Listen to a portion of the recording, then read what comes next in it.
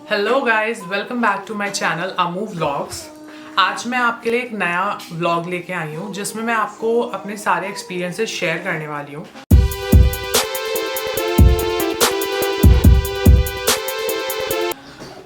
Actually मेरे को PCOS diagnose हुआ था एंड मैं जब शायद क्लास 9th में ही थी तब मेरे को थायराइड भी डायग्नोज हुआ था। तो वो चीज़ें कैसे उन्होंने मेरी लाइफ में इफ़ेक्ट किया, आज मैं ये स्टोरी शेयर करने वाली हूँ। प्रॉब्लम्स होती हैं, ऑब्वियसली मेरे को भी बहुत प्रॉब्लम हुई इनिशियली। जब पहले मुझे थायराइड डायग्नोज हुआ तब उस टाइम पे ये था कि हाँ मेरे फादर को था तो इस वजह से है, कोई नहीं। मेडिसिन थायरोनॉम शुरू हो गई थी एंड उसके बाद मैंने वो लेना शुरू किया, नॉर्मल वही सब चलते रही चीज़ें। फिर थोड़े टाइम बाद मेरे को प्रॉब्लम हुई PCOD की, PCOD और PCOS exactly polycystic ovarian syndrome, जिसमें मेरा जो इनिशियल सिम्टम था वो था कि मेरे को पीरियड्स इरेगुलर हो गए थे। और ये मेरे साथ बहुत स्टार्टिंग में ही हो गया था, जब मैं स्कूल टाइम में ही 11th में होंगी। इनिशियली मेरा जो पीरियड स्टार्ट हुआ था वो 8th स्टैंडर्ड में हुआ था, पर 2-3 साल के अंदर ही वो इरेगुलर होने लगे थे कि 2 months मतलब डिले होने लगे थे। एक तो होता है कि इरेगुलरिटी में इसमें दोनों चीज़ें आती हैं कि आपको लंबे टाइम तक पीरियड आ रहा है, और एक होता है कि आपको बहुत गैप के बाद मतलब आपकी साइकिल ही चेंज हो जाती है। मेरे साथ ये था कि मेरे पीरियड्स जो थे वो लेट आते थे। एक टाइम ऐसा भी आया कि मेरे को 2.5 months 3 months हो गए थे। तो देन वी थॉट कि हमें एक डॉक्टर को कंसल्ट करना चाहिए। तो मेरे ही रिलेशन में मेरे को किसी ने बताया कि आप ऐसे ऐसे मेरठ में एक डॉक्टर को दिखा लीजिए।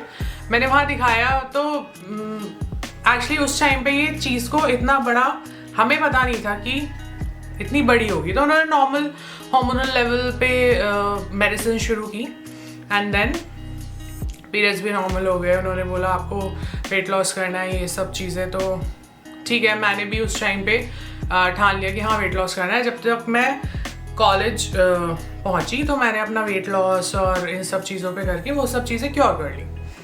हाँ, मुझे तब ये नहीं पता था कि ये प्रॉब्लम मेरी लाइफ में इतना बड़ा रोल प्ले करने वाली है। फिर कोई नहीं, सब चीज़ें अच्छी रही। उसके बाद मेडिसिन भी छूट गई, मतलब सब चीज़ें नॉर्मल हो गई। थायराइड की मेडिसिन एक ऐसी मेडिसिन है जो मैंने जब शुरू की थी तब से आज तक हर दिन खाई है। वो मेरा एक रूटीन में ही इन्वॉल्व है। सबसे पहले उठ के ब्रश करके मैं मेडिसिन ही खाती हूँ। फिर नेक्स्ट मेरे साथ एक फेज़ आया कि शादी हो गई, ठीक है। तब भी मतलब चीज़ें नॉर्मल थी। कभी लगा कि हाँ चलो 15 days पीरियड लेट हो गए तो कोई नहीं, ठीक है, फिर हो जाए, मतलब टाइम पे आ गए, ये वो चलता रहा। पर उसके बाद फर्स्ट 3 years शादी के we were not so serious for planning a baby. पहले 3 साल तो हमने सोचा ही नहीं था कि हमें क्योंकि बहुत जल्दी शादी हुई थी। I was 22 and रोचन was 24। तो वी वर लाइक कि ठीक है, अभी हमारे पास टाइम है, सब मस्ती करो और फिर उसके बाद प्लान करते हैं। पर जब हमने प्लान किया तब हमें उन चीज़ों का पता चला जो प्रॉब्लम्स PCOS में एग्जैक्टली मतलब मेरी लाइफ में तब मेन प्रॉब्लम तब आई, क्योंकि उसमें एग्जैक्टली क्या होता है पॉलीसिस्टिक ओवेरियन सिंड्रोम में, आपको हार्मोनल लेवल्स आपके सब बिगड़ जाते हैं। ऑब्वियसली मैं कोई डॉक्टर नहीं हूँ कि आपको उस तरीके से समझा पाऊँ। मैं सिर्फ ये समझा सकती हूँ कि मेरे साथ क्या हुआ। फिर बॉडी वेट आपका बढ़ता रहता है, साथ में इरेगुलर पीरियड्स थे ही, कंसीव करने में मतलब प्रॉब्लम, इनफर्टिलिटी प्रॉब्लम हो रही थी। डॉक्टर ने हार्मोनल दवाइयाँ मेरी शुरू की और मीनवाइल मतलब जैसे मेरी शादी को अब ऑलमोस्ट 6 years हो गए हैं, 3 years हमने उस चीज़ का वो नहीं किया। पर उसके बाद के जो 3 years रहे उसमें मैंने this is the 3rd time I have conceived. पहली 2 बार जब मैंने कंसीव भी किया तो आई वेंट थ्रू मिसकैरेज। वो उसका रीज़न यही था, मेरा वेट ज़्यादा होना, PCOS की प्रॉब्लम होना। क्योंकि इसमें क्या होता है, आप कंसीव भी कर लोगे तो आप सर्टेन नहीं रह सकते, आपको मिसकैरेज हो सकता है। तो मेरा 2.5 मंथ पे आके 3 मंथ्स पे आके मिसकैरेज हो जाना, वो फिर एक आपके मेंटल लेवल पे इफ़ेक्ट करना शुरू हो जाता है। तो कोई नहीं, सब डॉक्टर्स यही बोलते थे इसका क्या इलाज है, क्या इलाज है। हम जाते भी थे तो यही बोलते थे कि आप वेट लॉस कीजिए और यही एक इलाज है, हेल्दी लाइफस्टाइल और सब चीज़ें। लॉकडाउन से पहले, अभी जो सेकेंड लॉकडाउन लगा था कोरोना में, देन उससे पहले आई हैड कंसीव्ड एंड मेरा मिसकैरेज हुआ था। तब मैंने डिसाइड कर लिया था यार अब बहुत हो गया, अब मैं कुछ भी नहीं करने वाली दवाई के लेवल पे। और हमने दिल्ली में भी दिखाया, यहाँ गाज़ियाबाद में भी, मतलब काफ़ी डॉक्टर्स से दवाइयाँ ली, पर बात वहीं की वहीं थी। कुछ हमें एज सच बहुत रिजल्ट भी मिलता था, तो हमारा कंसेप्शन वो बहुत आगे तक बढ़ ही नहीं पा रहा था। तो फिर मैंने उसको बिल्कुल ड्रॉप कर दिया आइडिया, और ठीक है। फिर हम अपने इन-लॉज के यहाँ कोतवाली चले गए। वहाँ पे एक चीज़ जो हमने सोची मैंने अपने पर्सनल लेवल पे, कि मेरे को अब वेट लॉस तो करना ही था, क्योंकि दवाइयाँ और सब चीज़ें खा खा के मेरा वेट बहुत ज़्यादा बढ़ गया था। एंड मैंने हेल्दी लाइफस्टाइल के उससे बिल्कुल डाइट अपनी नॉर्मल रेगुलर घर का खाना होता है वो, एक्सरसाइज एंड वॉक, ये सब चीज़ें ऐसी थी जो शुरू कर दी थी। बहुत ज़्यादा मेहनत तो थी, पर हाँ मेरे रेगुलर डे के उसमें आ गया था, तो मैं नॉर्मल हो गई थी इस चीज़ से। एंड लकीली उसके बाद मैंने कंसीव भी कर लिया, विदिन 3 मंथ्स मैंने कंसीव कर लिया। और टच वुड मेरी ये प्रेगनेंसी मतलब सही चली, मेरे को ऐसा कोई प्रॉब्लम भी नहीं आई। हाँ मैंने उस टाइम पे उस 3 मंथ्स के फेज़ में कुछ मतलब कहना चाहिए हेल्दी चीज़ें ट्राई आउट की, कुछ ड्रिंक्स और कुछ पाउडर्स, मतलब कुछ चीज़ें ऐसी थी जो मैंने थोड़ा सा डिफरेंट किया अपने लाइफस्टाइल में, और मुझे उसका रिज़ल्ट बहुत अच्छा मिला। वो भी मैं आपसे नेक्स्ट वीडियो में शेयर करूँगी एग्जैक्टली मैंने क्या खाया था और क्या चीज़ें थी। मेरे को नहीं पता कि वो आप पे काम करेंगी या नहीं, क्योंकि वो सब चीज़ें मेरे साथ काम करेगी। क्योंकि एक टाइम पे ये भी हुआ था कि मैंने बिल्कुल अपना मतलब होप लूज़ कर दी थी कि ठीक है अब मेरे को करना ही नहीं है कुछ, क्योंकि और ज़्यादा अगर मैं उस ट्रीटमेंट में और सब चीज़ों में घुसती तो नेक्स्ट लेवल वही होता कि हाँ सोचते सोचते डिप्रेशन में पहुँच जाओ। मेरे साथ प्लस पॉइंट ये था कि मेरे हस्बैंड एंड मेरी फैमिली इतनी सपोर्टिव है। नॉर्मली 6 इयर्स शादी के बाद विदाउट अ बेबी हमारी इंडियन सोसाइटी में लोग उस चीज़ को एक बहुत बड़ी चीज़ मानते हैं, और ठीक है सबकी अपनी अलग सोच है, वो मैं नहीं सोचती उस चीज़ को, पर हाँ लोग सोचते हैं। उसके लिए 10 सवाल पूछना, उस सब फेज से भी हम गुजरे हैं।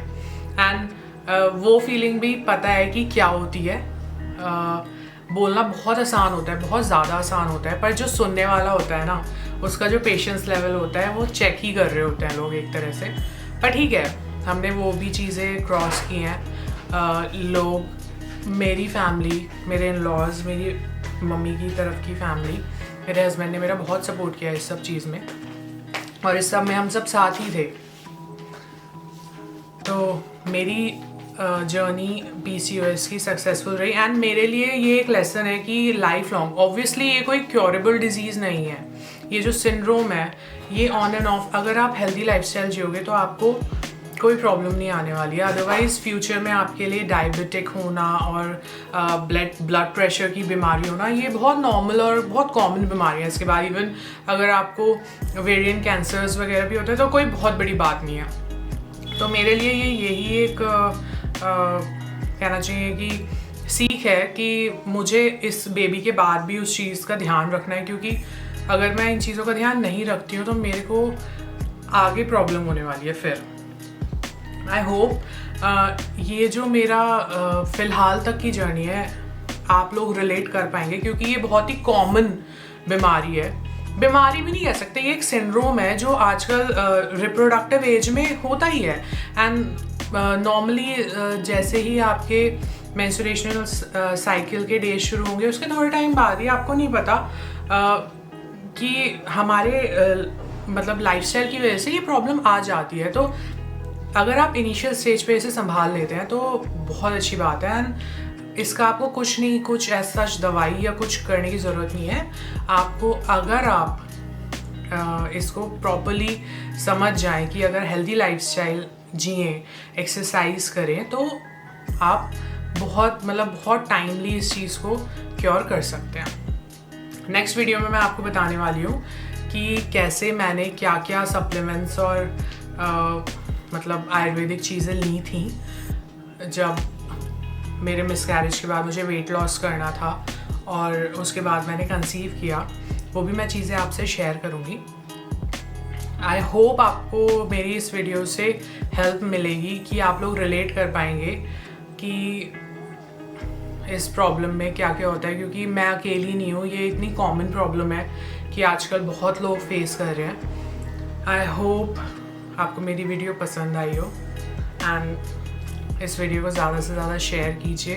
कोई भी किसी तरह की आपको एज सच रिलेटेड प्रॉब्लम हुई हो तो आप मुझे कमेंट करके ज़रूर बताइएगा। इवन जैसे नेक्स्ट वीडियो में मैं आपको बताऊंगी सप्लीमेंट्स वगैरह, तो आप इवन उस चीज़ को यूज़ कर सकते हैं। आई होप आपको मेरी ये वीडियो पसंद आई हो, एंड मैं ये चाहती हूँ कि आप लोग मेरा सपोर्ट करें इस चीज़ में। अपनी किसी की क्योंकि ये बहुत कॉमन प्रॉब्लम है, तो आप लोगों को कभी ये प्रॉब्लम या इशू है तो आप मुझे कमेंट करके ज़रूर बताइए। जितना मेरे बस में होगा मैं बिल्कुल हेल्प करूँगी। And this is nothing to be ashamed of. मैं आज अपनी जर्नी शेयर कर रही हूँ तो मेरे लिए कोई शर्म की बात नहीं है या कुछ वो नहीं है। बहुत इंसान को गट्स चाहिए ये चीज़ भी शेयर करने के लिए। कोई आपको ऐसे कोई जानलेवा बीमारी नहीं हुई है, तो बिल्कुल आप लोग अपने भी इंस्टेंसेस मुझसे शेयर कीजिएगा, कमेंट में मुझे बताइएगा। And if I can be any help to you people, I will be more than happy. I hope आपको वीडियो पसंद आई हो। अपना प्यार ऐसे ही मेरे को देते रहें। वीडियो को लाइक करिएगा, हमारे व्लॉग को शेयर कीजिएगा और चैनल को सब्सक्राइब करिएगा। मैं नेक्स्ट वीडियो में आपको मिलती हूँ और इन्फॉर्मेशन के